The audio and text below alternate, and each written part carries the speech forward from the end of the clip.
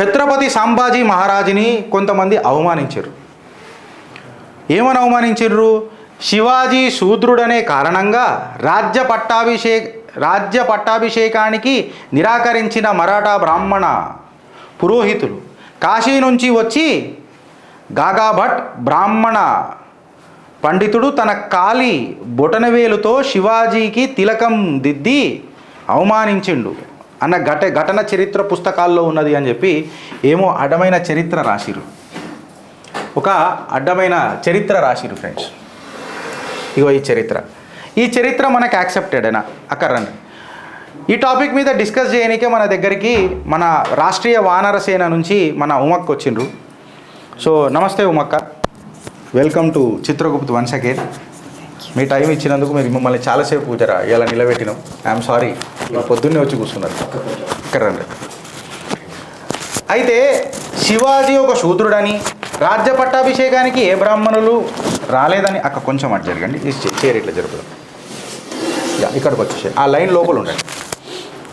రాజ్య పట్టాభిషేకానికి ఏ బ్రాహ్మణుడు రాలేదనని, ఏదో ఉత్తర భారతదేశం నుంచి ఒక బ్రాహ్మణుడు వచ్చి ఆ బ్రాహ్మణుడు తన బొటనవేలుతో శివాజీకి, ఇది ప్రెసిడెంట్, శివాజీకి బొటనవేలుతో తిలకం పెట్టిండని ఇంత ఘోరాతి ఘోరంగా అవమానిస్తూ పోస్టర్లు పెట్టిరు నా కొడుకులు. పోస్టర్ పెట్టినందుకు రక్తం మరిగింది. హిందూ బంధువు లెక్క సనాతన ధర్మ సంతానంలో పుట్టినందుకు రక్తం మరిగి రాష్ట్రీయ వానర సేన ఎవడు చేసినా చేయకపోయినా మన ధర్మం ఏమన్నా డైలాగులు కొట్టుడు కాదు కదా. రాష్ట్రీయ వానర సేన ఎగ్జిక్యూషన్లను నమ్ముతుంది, రాష్ట్రీయ వానర సేన డెలివరీని నమ్ముతుంది, డైలాగులను కాదు. ఆడియో వీడియోకి మ్యాచ్ ఉండాలి కదా. ఎప్పుడైనా ఆడియో మంచిగా ఉంటుంది, ఆడ వీడియో సింక్ కాలేదని అనుకో, మనం చూస్తామా సినిమాని? సో మూబంద్ కామ్చాలు రాష్ట్రీయ వానర సేన. ఆ రాష్ట్రీయ వానర సేన సభ్యుడినైనందుకు నేను గర్విస్తున్నా, గౌరవపడుతున్నా. ఆ గౌరవం ఇంకా రెట్టింపు అవుతున్నది కానీ తగ్గదు. సో రాష్ట్రీయ వానర సేన లెక్క నేను మొన్న అన్నా, నువ్వు మెంబర్గా రాష్ట్రీయ వానర సేనకు మద్దతు తెలుపు. మూబంద్ కామ్చాలు వాళ్ళ తపస్సుకు నువ్వు ఇయ్యాల ఒక చిన్న అగ్గి అంటించు, తైలం పోసి అని చెప్పి చెప్తున్నా. అక్క, మీరు తీసుకున్న ఏదైతే ఈ ఘటన ఉన్నదో, ఈ ఘటన అన్న నేను నిజంగా చెప్తే దురదృష్టపు ఘటన. ఛత్రపతి శివాజీ మహారాజుని ఇంత ఘోరంగా అవమానించుడు. మీరు పోలీస్ స్టేషన్ సైబర్ క్రైమ్కి పోయినరు, కంప్లైంట్ ఇచ్చిరు. ఆ రోజు నేను కూడా వచ్చిన. ఆ రోజు ఆన్ చేయండి అక్క. ఆ రోజు మీరు కంప్లైంట్ ఇచ్చిండ్రు. We will take 2 days time అని అన్నారు పోలీసు వాళ్ళు. దాని తర్వాత they have taken a considerable, ఇక్కడ సైడ్ కెన్ ప్రెస్ చేయాలంటే రైట్. 2 రోజులు టైం తీసుకురు పోలీసు వాళ్ళు. మేము కూడా డిస్కస్ చేస్తాం సార్ అని అన్నారు. అండ్ రాష్ట్రీయ వానర సేన కూడా ఏం డ్రాఫ్ట్ చేసిరు తెలుసా? అది నిజంగా చెప్తున్నా కదా, thanks to all there team members. నిజంగా చెప్తున్నా, డ్రాఫ్ట్ చేసిన మన ఎవరు ఆయన పేరు కేశవ్ రెడ్డి కాదు, ఇంకెవరో ఉన్నారు, మన ఆయన పేరు సురేష ఏమో పేరు ఉన్నది, మర్చిపోయినా కానీ. బట్ డ్రాఫ్ట్ చాలా బాగా చేసిరు ఫ్రెండ్స్. అంటే కొంచెం లాయర్ మెంటాలిటీ కదా అది. ఆ కేసులు, కేస్ ఐడీలు, ఇన్ఫ్యాక్ట్ సుప్రీంకోర్టు సైటేషన్లు, ఏ సెక్షన్స్లలో ఏం పెట్టిండ్రు, పోలీసు వాళ్ళకు పని ఈజీ చేసేసారు. అది చేసినప్పుడు కూడా అవన్నీ చూసి గిరీష్ ఇది ఇట్లున్నది, ఇది ఇట్లున్నది అని చూసి వెనకకి రాసినాం సార్ అని చెప్పి నేను కూడా ఉన్నా ఆ రోజు. మన ఆ రోజు ఏసీపీ సార్ లేకుండే, ఏసీపీ గారు లేనందుకు ఒక 2 days పోస్ట్పోండ్ అయింది. పోస్ట్పోండ్ అయినాక మళ్ళీ రాష్ట్రీయ వానర సేన పట్టిడి వలె పోయినరు, కంప్లైంట్ ఇచ్చిండ్రు. సో ఇవాళ ఎఫ్ఐఆర్ బుక్ అయింది. 9 మంది మీద ఎఫ్ఐఆర్ బుక్ అయింది ఆధారాలతో. మీ చిత్రగుప్తు కాబట్టి ఎస్, ఇవాళ ఎఫ్ఐఆర్ నంబర్ 60/2025 ఇవాళ బుక్ అయింది. సో మీ పోరాటం ఎంత పొగిడినా తక్కువనే ఉమక్క. ఇప్పుడు ఇక మీకు over to you at least for 2-3 minutes మీరు చెప్పుర్రి, ఏం జరిగింది, ఏమైంది, ఎట్లా అనిపించింది? మాకు ఈ ఫ్లెక్సీ చరిత్రను తప్పుదారి పట్టించి మన భారతదేశంలో ఉన్న వాళ్ళను కుల మత ప్రతిపాదిక మీద విభజించి చరిత్రను హీనపరిచి మన జాతికి అంకితమైన హీరోలను, మన వాళ్ళను భ్రష్టు పట్టించే చరిత్రగా సృష్టించాలని ఈ ఫ్లెక్సీ వాళ్ళ కార్యాలయం ముందు పెట్టిండ్రు అనమాట. అయితే మాకు తెలియవచ్చి మేము ఎవరైతే పర్టికులర్ ఫ్లెక్సీ రూపొందించిన వాళ్ళ మీద 9 మంది మీద కేసు పెట్టినాం, కంప్లైంట్ ఇచ్చినాం మేము. అయితే అది కేసు బుక్ అయింది, ఎఫ్ఆర్ఐ కేసు బుక్ అయింది. బుక్ అయినాక తర్వాత మేము పోలీస్ మున్సిపాలిటీ వాళ్ళ సహకారంతో తొలగించడం జరిగింది, ఆ ఫ్లెక్సీని తొలగించడం జరిగింది. అయితే ఇప్పుడు మేము అడుగుతున్నాం వాళ్ళని మీ ఛానల్ ముఖంగా, మా చరిత్రలో, మా సనాతన ధర్మ చరిత్ర, భారతదేశం చరిత్రలో జాతికి అంకితమైన వాళ్ళు, వాళ్ళ భూత భవిష్యత్ వర్తమానం వంశపారంపర్యం కూడా అంకితమైన హీరోలు చాలామంది ఉన్నారు. ఈ కమ్యూనిస్ట్ పార్టీ వాళ్ళని నేను అడుగుతున్నా, వాళ్ళకేమన్నా ఇట్లాంటి చరిత్ర ఉన్నదా? ఎక్కడున్నది? పెద్ద చరిత్ర ఉన్నది. ఏం చరిత్ర? జాతికి అంకితమైన చరిత్ర లేదు వాళ్ళకి. అంకితమైన చరిత్ర రక్త చరిత్ర ఉన్నది వాళ్ళది, నేర చరిత్ర ఉన్నది, దేశాన్ని భ్రష్టు పట్టించే చరిత్ర ఉన్నది, ఇంకా ఖతర్నాక్ ఉన్నది. నేను అందుకే మధ్యలో ఇంటరప్ట్ చేసిన. మొన్న ఒక మీటింగ్ పెట్టి పిలిచిర్రాలని, ఒక కుక్క తప్ప ఎవరు రాలే, పిలిపించినోడు కూడా లేడు స్టేజ్ మీద, కుక్క తప్ప ఎవరు లేడు. మళ్ళీ అది కుక్క కూడా నిజంగా వచ్చిందా, కుక్క బొమ్మ పెట్టిరా అన్నది నాకు డౌట్. ఇది ఇలా చరిత్ర. మళ్ళీ పాటలు పాడతారు, లే లే లే చిరమ్మని అని పాడతారు. కాలం చెల్లిపోయిన సిద్ధాంతాలు అవి, ఇప్పటి కాదు, అవి ఎప్పటియో, మన దేశానికి సంబంధించినవి కాదు. మన దేశ చరిత్ర చాలా సస్యశ్యామలమైనది, సర్వే జన సుఖినో భవంతు అనే చరిత్ర మనది. వాళ్ళది రక్త చరిత్ర. ఇక్కడ ఒక మంచి స్థానం ఉందంటే దాన్ని బాంబు పెట్టి వేల్ చేయాలి, అక్కడ ఉన్న వాళ్ళని అందరినీ నాశనం చేయాలి, యూత్ను, పరాయి బిడ్డలను గన్నిచ్చి అజ్ఞాతవాసంలోకి పోయి పోరాటం చేయమనే చరిత్ర. వాళ్ళ బిడ్డలు మాత్రం వేరే దేశాల నుండి చదువుకుంటారు. ఏమి లేనోళ్ళు దాంట్లోకి వచ్చి 100 కోట్లు ఎట్లా సంపాదించిండ్రు?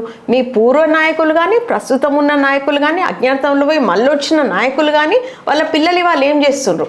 వేరే బిడ్డలను మీరు అజ్ఞాత వాసంలకి గన్ని చెట్ల పంపిస్తున్నారు, మీ పిల్లల్ని ఎందుకు పంపించారు? మీ పిల్లలు చదువుకొని బుద్ధిమంతులు ఎట్లయితున్నారు?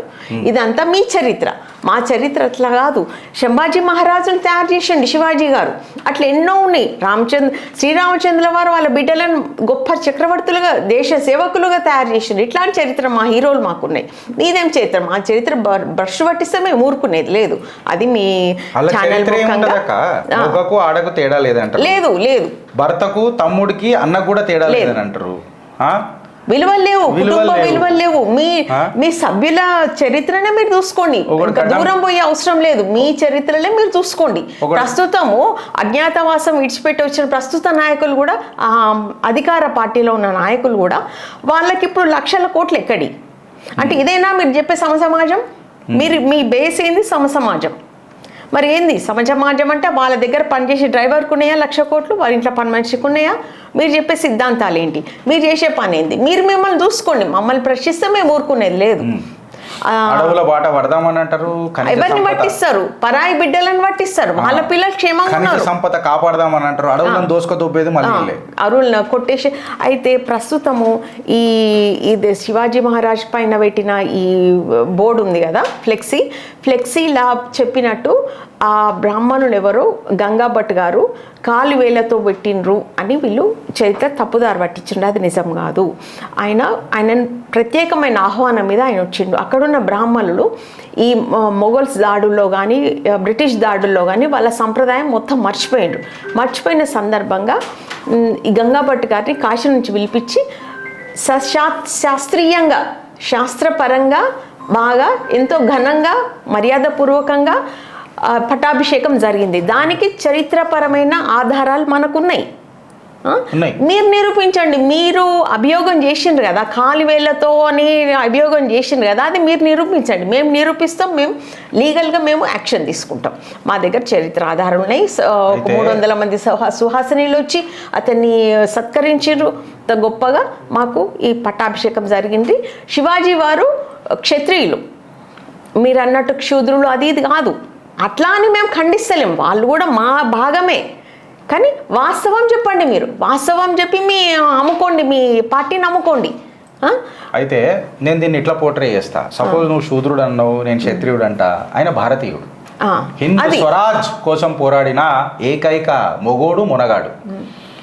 మీ కమ్యూనిజంది to keep it short and sweet. ఇప్పుడు మేము ఏం చెప్తున్నాం అని అంటే, అక్క క్లియర్ కట్గా, ఎంత క్లీన్ కట్గా చెప్పిరానంటే, మొఘల్ సల్తనత్లో జరుగుతున్న దాడుల వల్లనో లేకపోతే ఎక్సెట్రా వల్లనో మేము మా సాంప్రదాయాన్ని మర్చిపోయే స్థితికి, హీన స్థితికి దిగుతున్న తరుణంలో ఒక ఆశా చిగురై, ఒక ఆశ వెలుగై ఛత్రపతి శివాజీ మహారాజ్ హింద్ స్వరాజ్ కోసం పోరాడుతున్న తరుణంలో ఆయనకు సాంప్రదాయబద్ధంగా పట్టాభిషేకం జరగాల, ఆ ఛత్రపతి అననే మాటకు ఒక అరుదైన గౌరవం దక్కాల, ఎక్కడ కూడా శాస్త్రోక్తంగా ఎక్కడ కూడా కాంప్రమైజ్ కావద్దు అని చెప్పి ఆయనను పిలిపించిండ్రు. అంతేగాని బొటనవేలుతో పెట్టారు. అయితే బొటనవేలుతో పెట్టింది అనేది ఏంది తెలుసారా కథ? నీకు చెప్తాను. నీకు రాత్రి నువ్వు వండుకున్నప్పుడు కలవడ్డది ఏంది తెలుసా? నువ్వే నీ అయ్యని బొటనవేలుతో తొక్కుడు దొక్కినవాట నెత్తి మీద. అది నువ్వు ఛత్రపతి శివాజీ మహారాజ్ మీద పెట్టి పొద్దున ఫ్లెక్సీ చేయించినావు. ఇది కథ, అసలు కథ. నీ అయ్యనే నువ్వు కాలు పెట్టి కొట్టుకున్నావు. నేను జనరల్ అక్కమ్మగటి ఇట్లా మాట్లాడా, కానీ నేను చెప్పిన ఈ మధ్య కొంచెం గిట్లా మాట్లాడితేనే మీకు అర్థమే. మీరు అన్నది కరెక్ట్. ఎందుకంటే వాళ్ళకు కుటుంబ విలువలు లేవు, వాయి వరుస విలువలు లేవు. ప్రాబ్లం ఏంటంటే మీ నాయకుల చరిత్ర చూసుకోండి. మేము అన్నమన్నా కాదు, మీ వ్యక్తిగత చరిత్ర మీరు నాయకుల చరిత్ర దూరం అక్క, మీ అయ్య చరిత్ర చూసుకోవాలంటే నువ్వు మీ అయ్యల చరిత్ర, నీ కుటుంబం చరిత్ర చూసుకో, అప్పుడే తెలిసిపోతుంది నేను పుట్టుకెట్లా పుట్టిన. వాయి వరుసలు ఉన్నాయా? ఏముండయి, ఏమీ లేవు. ఆడు గడ్డం మీసం పెంచుకుంటాడు, చీర కట్టుకుంటాడు, బ్లౌజ్ వేసుకుంటాడు. ఇది గిదారా నువ్వు నేర్పేది? నాకు అర్థం కాదు. మీ సిద్ధాంతాలు ఉన్న ఒక వ్యక్తి చాలా అత్యంత స్త్రీలను ప్రభావితం చేసే విధమైన నవలలు రాసి ఆయన నలుగురు బిడ్డలు భ్రష్టు పట్టిండ్రు, ఆయన భార్య భ్రష్టు పట్టింది, ఆయన భ్రష్టు పట్టి ఎంతో స్త్రీ సమాజాన్ని భ్రష్టు పట్టించి లాస్ట్కి ఎక్కడ చచ్చిపోయింది ఆయన?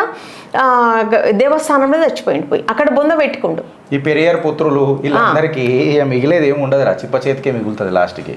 సో ఈయన ఎన్ని కేసు అక్క, మీరు వచ్చిండ్రు, మీరు ఎఫ్ఐఆర్ లాడ్జ్ చేసిండ్రు. మన చరిత్రహీనులను, మన చరిత్రకారులను, చరిత్రహీనులను చరిత్రహీనుల నుంచి కాపాడు. రక్త చరిత్ర, నేర చరిత్ర ఉన్న హీనమైన మీ పార్టీ ఇది. అంటే మీ సిద్ధాంతాలు ఇవి, మీరు ఇంకా పట్టుకొని వేలాడే అవసరం లేని బూజు పట్టిన సిద్ధాంతాలు ఇవి. లెనినిస్ట్, మార్కిస్ట్, అరసం, విరసం ఇవన్నీ బూజు పట్టిన సిద్ధాంతాలు. ఇప్పటికైనా మీరు మా సస్యశ్యామలమైన జనజీవనంలో కలిస్తే మేము ఆహ్వానిస్తాం. ఇట్లాంటి పిచ్చి కూతలు కూస్తే మేము లీగల్గా చాలా జనజీవనంలో ఇలా ఐసోలేటెడ్ చేసి పెట్టాలి. Let us be very very very particular. జనజీవనంలో కలుపుకొని మళ్ళీ మారే రకం కాదు. మరక మంచిదే అని మనం అంటున్నాం, కానీ మన దగ్గర సర్ఫెక్సల్ లేవు.